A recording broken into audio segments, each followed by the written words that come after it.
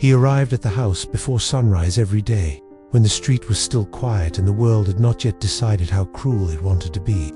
The gate creaked softly as he pushed it open, his hands already rough from years of work, his heart steady with the same silent promise he made every morning. He did not come with anger or fear, only with duty, because work meant survival and dignity meant everything. In that house, they would never ask his name with warmth, but he carried it with pride anyway. His name was Samuel, and it belonged to him the way his skin been chosen, inherited, and never a mistake. He had left his village years ago, carrying memories of red soil, his mother's tired smile, and a younger sister whose school fees depended on his hands. The job with his family was not kind, but it was steady, and steadiness was rare where he came from. So Samuel stayed, believing that honest work still mattered in a world that often pretended it did not. The house itself was large and bright, with white walls that reflected light but seemed to absorb warmth. The family spoke to him in short sentences, clipped and careful, as if words spent on him were wasted currency. Doors were often locked behind him, and drawers were checked twice after he cleaned. No one ever accused him directly at first, but suspicion lived in their eyes like a permanent resident. Samuel learned to move quietly, not because he was ashamed, but because silence kept him safe. He cleaned every corner as if it were his own home, polishing surfaces that would never reflect his face. When spoken to, he answered respectfully, even when respect was not returned. Loyalty, to him, was not weakness. It was a choice he made every day. The first accusation came on an ordinary afternoon, the kind that never warns you before it breaks you. A watch, expensive and shiny, went missing from the master bedroom. The employer's voice sharpened as soon as the loss was discovered, and all eyes turned toward Samuel without a single word needing to be spoken. They asked him to empty his pockets, slowly, publicly, as if humiliation were part of the search. His hands shook, not because he was guilty, but because innocence has its own kind of fear. Nothing was found, but the silence afterward was heavier than any punishment. Later that evening, the watch appeared inside a jacket pocket where it had been forgotten, and no one looked at Samuel when the truth surfaced. There was no apology, no acknowledgement, not even embarrassment. The house simply returned to its routine, as if nothing had happened. But something had happened inside Samuel, something quiet and permanent.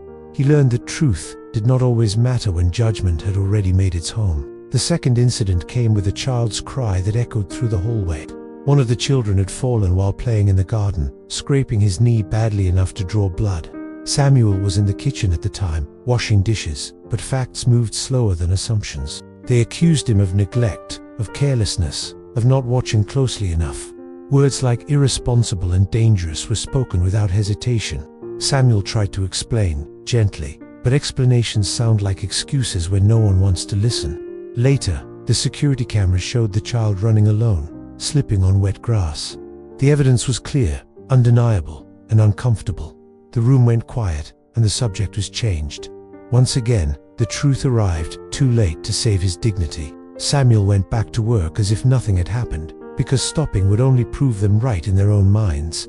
That night, alone in his small room, he sat on the edge of his bed and stared at his hands. He whispered a prayer not for justice, but for strength, because strength was what tomorrow would require. The third accusation hurt the most, because it questioned his character, not just his actions. A glass shelf cracked in the living room, breaking with a sharp sound that drew everyone's attention. Before anyone asked how it happened, blame had already settled on Samuel's shoulders. They said he was careless, that he rushed his work, that he lied when he said he had not touched it. He stood there, calm on the outside, burning on the inside, knowing that no amount of truth could change a story already written. He cleaned the broken glass with bare hands, a thin line of blood forming on his finger, unnoticed and ignored. That night, Samuel considered leaving, just for a moment. He thought of dignity, of pride, of walking away from a place that saw him as a problem rather than a person. Then he thought of his sister's school books, his mother's medicine, and the promise he had made when he left home. Loyalty won, not because he was blind, but because he was responsible. Days turned into weeks, and weeks into months, each one layering silence on top of pain. Samuel never stole, never shouted, never fought back. He showed up early, left late, and worked with the same care as always. His goodness was not loud enough to change their minds, but it was strong enough to keep him standing. The turning point came on a night when the house was filled with smoke. A faulty wire sparked behind the walls, and fire began to crawl upward, slow but hungry. Panic spread faster than flames, and voices rose in confusion and fear. Samuel smelled the smoke first. Without thinking of past accusations or present resentment, he ran toward the danger. He woke the children, guiding them through the haze, covering their mouths, steady and calm. When one of them froze in fear, Samuel lifted him without hesitation, carrying him through heat and noise towards safety. The fire spread quickly, trapping the employer's wife upstairs. The stairs were already burning, and fear had paralyzed her. Samuel wrapped a cloth around his face, climbed through smoke, and guided her to a window where help could reach them. His arms burned, his lungs screamed, but he did not stop. By the time the fire was controlled, Samuel sat on the pavement, coughing, his clothes torn and his skin blistered. The family stood together, shaken, alive because of him. For the first time, no one looked at him with suspicion. They looked at him with something closer to truth. Investigators later confirmed the fire was caused by faulty wiring, something Samuel had warned about weeks earlier. The cameras showed everything, his actions, his courage, his honesty. There was no room left for doubt, no space for old lies to hide.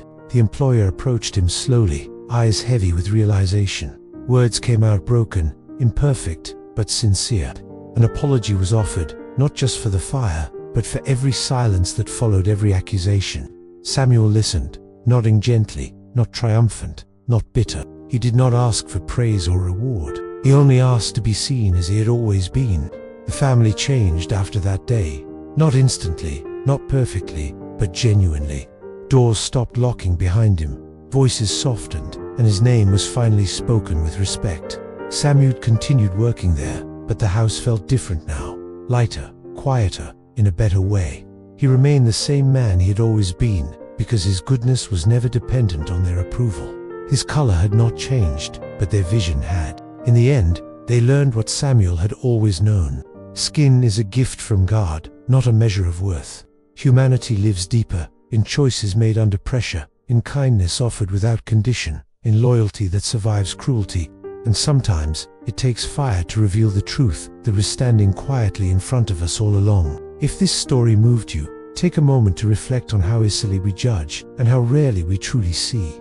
Like, share, and subscribe for more stories that remind us what it really means to be human.